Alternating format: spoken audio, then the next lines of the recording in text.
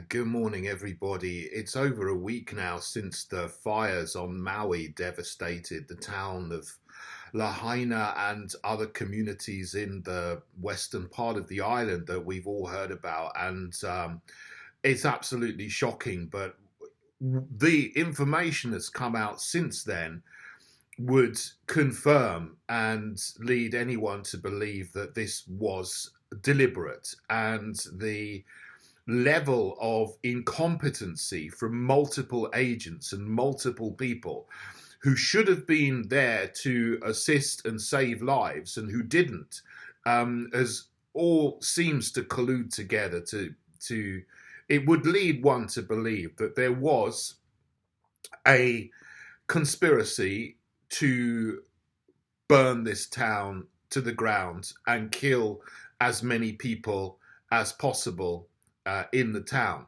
because this level of incompetence by people who are trained, competent professionals, it's beyond the reasonable bounds of probability that such incompetence came from so many incompetent people at the same time on the same day. So there was a fire in the morning. The fire service was called to deal with it, and they didn't put it out properly, knowing that there were 70-mile-an-hour winds coming, forecasted later in the day. They didn't check it, and then they just went back to base, and they weren't around anywhere to deal with anything flaring up again.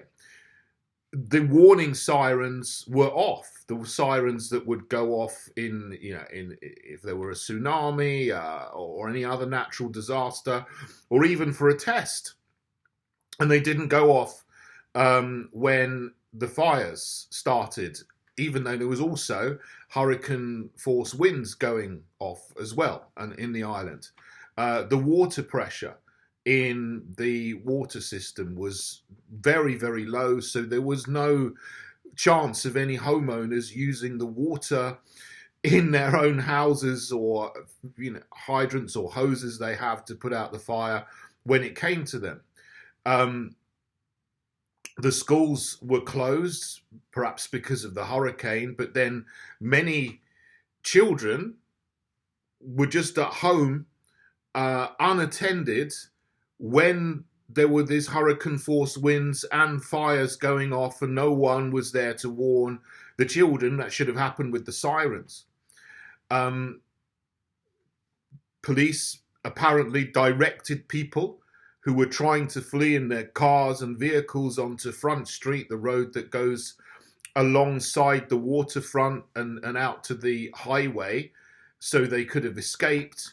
But at the other end of that main street, Front Street, there was some police officers who stopped the cars from going any further. So there was a whole line of cars that just caught up in the fire and burned, and who knows what happened to the people in the cars. Hopefully they all jumped in the water and survived, but there were probably some who didn't. And that could easily have been avoided just by not stopping them from leaving. Why were they stopped? Why was a whole line of cars trying to escape stopped from escaping by police officers who let them burn to death? Perhaps. I mean, they say they were just following orders, but surely you have the common sense at that point to say, if I follow these orders, people are going to die, so I'm not going to follow these orders and I'm going to let people live.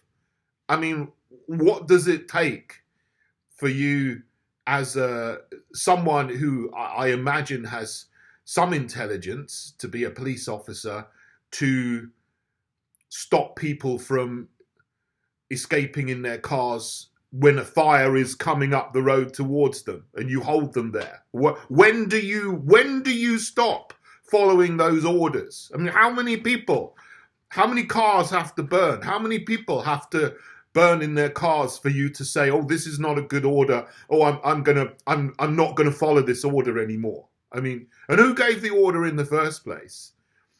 So the police chief there apparently was John Pelletier, who was also the police chief in Las Vegas, Nevada, when the shootings happened from the hotel there, and just over 60 people were killed by a gunman in Las Vegas. You probably remember that incident from 6 years ago. And he now has apparently turned up as the police chief in Hawaii, or Maui, 7 months ago. So there's a red flag right there. And then a book comes out all about the fires and the story of the fires and the aftermath of the fires between the 8th and the 11th of August, published on the 10th of August. Now, I mentioned this on social media.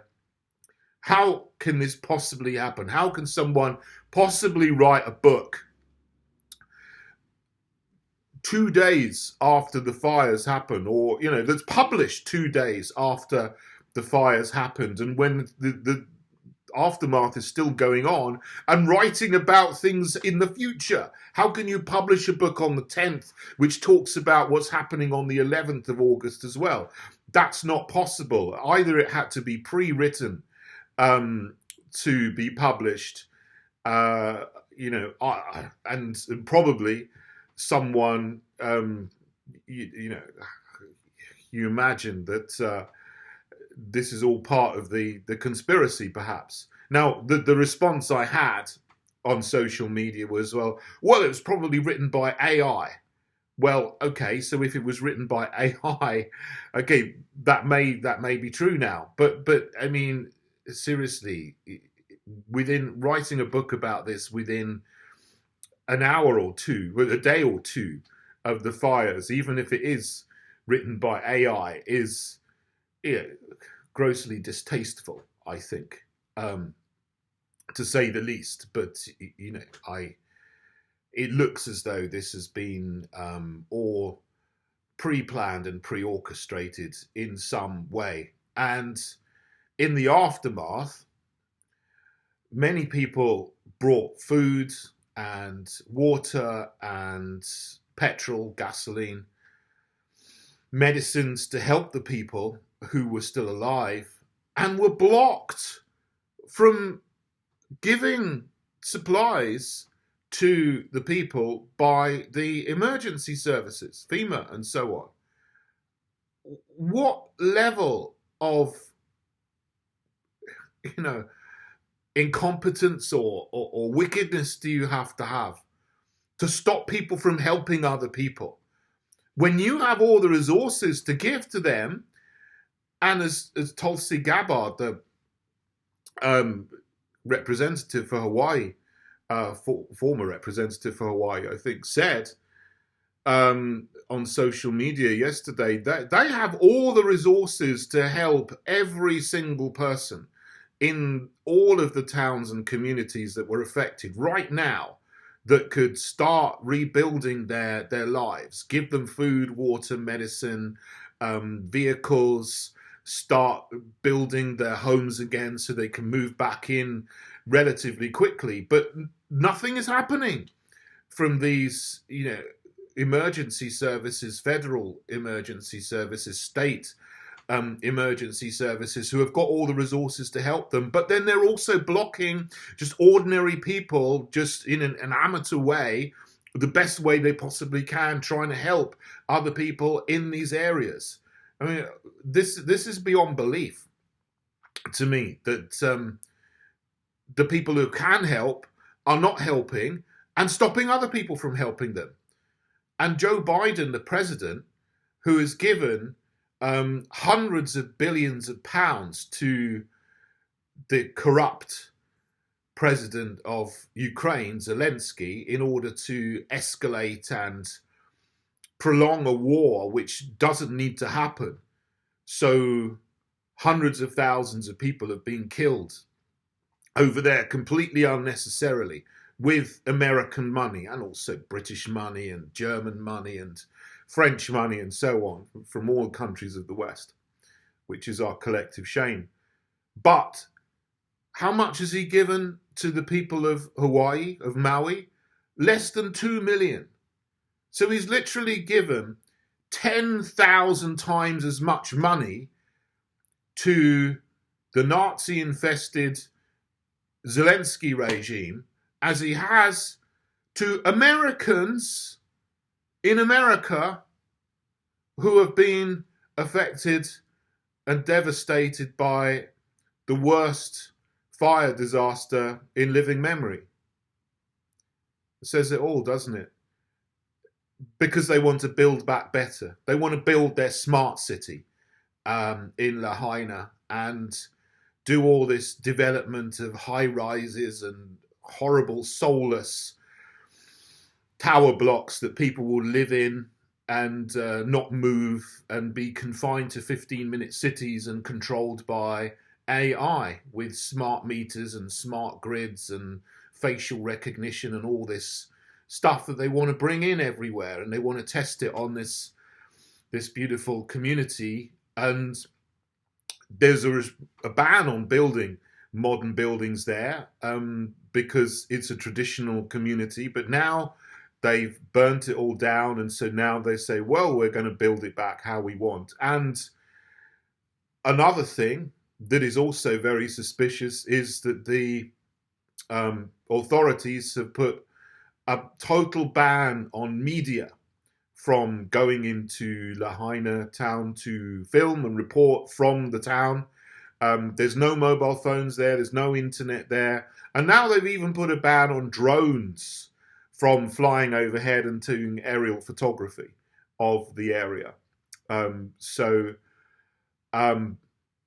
If people were allowed to go in, I think they would see the horror of what's happened to 1,000 to 2,000 people, men, women, and children.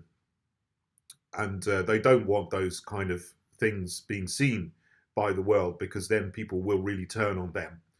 And perhaps that's what we need, so that we do, and we purge the evil from this world.